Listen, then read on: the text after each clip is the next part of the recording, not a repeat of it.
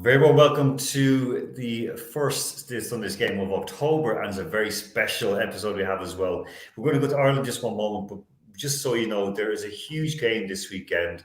It's nothing to do with rugby. We don't care because Ireland have lost interest in rugby altogether. We all have. I don't think New Zealand are probably playing or someone like that, like one of those loser teams. But we have a big one coming up this weekend, and you can actually watch it live. We'll give you details in just a few minutes. But first of all, I'm going to invite onto the show, making his debut here with us. He's the captain of Amsterdam GAC, of course, Athletic Club, who did 3 in a row this year, and they're going back into Leinster competition. They've come close a couple of times. This time, I reckon, and I'm not optimistic usually, but I reckon they're going to win this one. So I'm delighted to welcome on Cathal Kenny, all the way from Ireland. Cathal, how are you doing? Good, Alan. Thanks for having me. Great to be here, and great to get a bit of exposure. Listen, it's the most important thing because you guys have put in the hard work all through the year, and it's going to pay off. And just listen, tell me, what took you to Amsterdam? Originally I moved over 8 years ago, got offered a job, got a nice handy number, working as a mechanical engineer. And I just said I'd give it a go. I didn't know anyone out here. I had no connection with Amsterdam, but worked out great. Job was great. People were very welcoming, and just love it in Amsterdam, loved it in Holland, and wound up playing a bit of football as well. Were you playing football at home as well, or was it kind of just something you kind of left behind as you grew up? I was playing football at home. Yeah, I was commuting back and forth to play with the club for a few years, but I was training with the Amsterdam lads, so they were very welcoming. They were a sound group of lads. They had a good setup, so I was delighted to be able to keep a bit of ball going while I was working. And then I was flying home for the first few years, but then I finally gave up, tried to win with the club, and I moved across and transferred with Amsterdam. In saying that now, because you've done 3 in a row, and we'll just show a picture of the winning team, of course, from this year. You see it in the intro, there's a team from the year before. But what's the difference? I mean, there is a big difference, of course. What's the major differences between football in Europe and football at home? Because I know you're from Galway, which is a very, very strong dual sport county or multi-sport county, because rugby is strong and soccer is strong as well. But what's the main differences you find, between Ireland and Europe? I suppose the main differences would be it's a lot younger kind of people running the show in Europe. Like our own, I think our whole committee, our whole management team, selection team, everybody is, a lot younger, being run, have kind of newer ideas, willing to try different strategies and willing to try different ways of kind of running the club. So I definitely say there's a nice youthful exuberance and influence on the European teams. Like obviously it's very serious as well in Ireland at home. You're very committed. You can't look somebody in the eye when you're doing a bit of shopping if you missed a training and stuff like that at home. You don't have that, obligation when you're in Europe, but the graw is still there. So you nearly come around yourself and guilt yourself into not missing trainings and stuff like that. That is the thing as well. And of course, what people don't realize as well is that it's a community. And how did you find that, actually, just before we move on to the match, the big game of the weekend? How did you find the community moving in? Because you said you were training in Amsterdam, going home then to Ireland for matches. But how did you find the kind of communal sort of spirit?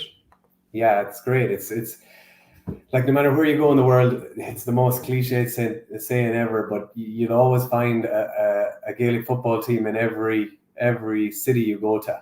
And this particular one is very good. Like, it was easy for me because we've such a large amount of engineers on our job and doing the same type of work.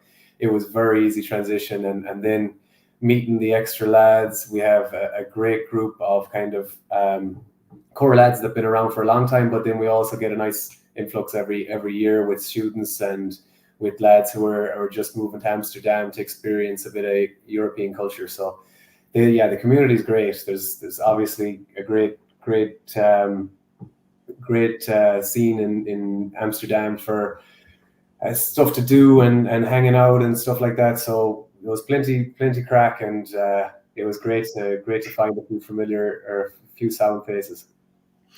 Now, of course, getting on to the match, of course, we're recording this on Friday night, just so people know, and a storm is raging in Ireland. So we're fingers crossed the game is going to go ahead, because I know Cork, where our chair John Murphy is flooded like crazy. I can't remember the name of the storm. I know I spoke with my mum earlier on, and she said, like, they're afraid to let the dogs outside because the dogs won't be able to swim in the storm. But fingers crossed, it'll be tomorrow up in Meath, and well, actually, it's kind of Dublin light. It's just across the border up in Ashbourne and Dunamore. Huge game against Kilbride. Again, another well-established, very, very strong team in Meath as well. A very good development team. One that's like people, when they won the Meath Junior Championship, there are no mugs winning that. First of all, two questions. What's the expectations of Amsterdam in terms of like in the game and progressing? And what's the experience been like playing in Ireland in the Leinster Championship for you the last couple of years? Yeah. First question anyway, it's expectations are high. Like we're coming home, as you said, it's three in a row, and we've been home a few years before that as well, and we're getting closer and closer. And to be honest, a lot of it is tiny things that happen in the game, like small inches that have stopped us for the last 2 years, really. So expectations are high. We've a good group going. It's always great to get a trip back to Ireland with all these lads. So I think we have a good chance. But I know, coming to the boys that were playing Kilbride, we heard a lot about them. They've got a lot of guys that have a few feathers to their cap already with All Ireland success in minor and stuff like that. So we know well we're up against it. But listen, we'll give it a good crack. We've plenty of lads who are well able to put it up to the best of them. So we'll see how it goes. Look, that's the most important thing. And when you talk about see how it goes, people can go in to clubber.ie. That's the link here in the bottom of the screen. See scrolling across. It's the price as well. It's a point of 1 point in Dublin right now. The points in Dublin are like very expensive. Even a cup of tea in Dublin is expensive. So you can watch that from 3 o'clock Irish time, 4 p.m. in Central Europe. You can watch the game tomorrow live and streaming on clubber.ie. Before we head away, Cathal, in terms of Amsterdam, not Europe, just in Amsterdam, do you think that the club can, kind of progress on and become like to go win through a couple of rounds? Like, how far do you think Amsterdam can go if the breaks go your way? I definitely think we can get a good run together. You always see it in even the senior, intermediate, junior. Any club can go far. Like once you get a bit of momentum, you can see that clubs can come out of nowhere. Year on year, it happens in all the grades. So I think once you get the ball rolling, there's no stopping us. But it'll be tricky to try and to convince and get all our families across the country and get all the lads back. Like it's a big commitment to get 30 lads to fly back from Amsterdam for every round. So that's the biggest challenge. But listen, there's lads there. We'll figure it out. There's great organization in the club. There's great management and just everybody involved with the club. They'll make it happen. So we're not going to let money, I suppose, get in the way of getting these flights back and stuff like that. We'll figure it out. It's a great challenge to have to face as well, that you have to come back for more games. I mean, I think it's a motivation as itself. Like we saw with Belgium ladies last year, they won around and there was general excitement. It was like really people were pumped. So on that note, I'll say, listen, the very best of luck. We'll say later today, but it is tomorrow because if you get in the morning. So listen, the very best of luck. Knock 'em dead. We're looking forward to seeing you in the second round of the championship. That's the most important thing. And thank you for representing Europe as well. No worries. Hopefully we do Europe proud. And as I said, we'll give it a right crack. And yeah, we'll be talking to you again, hopefully, Alan. Thanks, Cathal. Okay. All right. Thanks.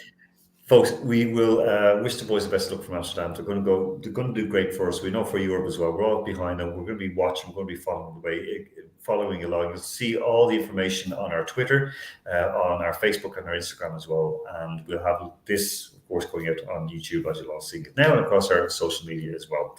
So follow, cheer, make sure that the boys know that you're supporting them as well, because this is huge for Europe. If we can get over this hurdle, there is no telling how far we can go. And the boys are good enough. They're belled enough, and they should do it. So I'm Alan Moore saying, take care of yourselves and each other. Speak to you again very soon.